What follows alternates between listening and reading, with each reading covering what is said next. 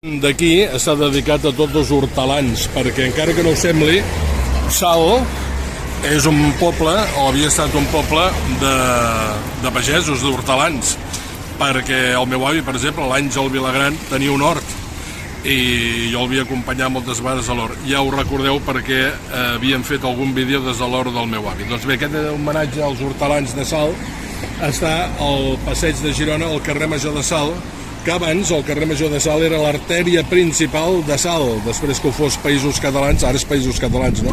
Però abans doncs era aquí al carrer Major de Salt, que per cert, senyor Bernat de Claravall, enfoqui, Ràdio Salt, aquí hi ha Ràdio Salt, que un servidor hi va estar-hi doncs, l'any 1984, i des d'aquí ens serveix també per enviar una forta salutació amb en Manel Mesquita, l'Emili Gispert, que llavors dirigien l'emissora, i el meu amic Josep Maria Pladavella, que aquí els diumenges feia amunt i fora mandra.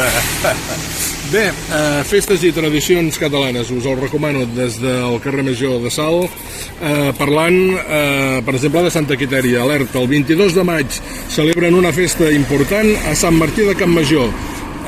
Beneixen unes coques, sabeu per què? Perquè aquestes coques són pels gossos. Ja sabeu que Santa Quitèria se la venera, se li resa perquè combati la ràbia dels gossos, i per això les galetes els regalen els gossos. Plecs com aquest del de Santa Quitèria que trobeu aquí, o d'altres, aquest de Sant Pallari, de Camprodon, i molts més, festes i tradicions catalanes.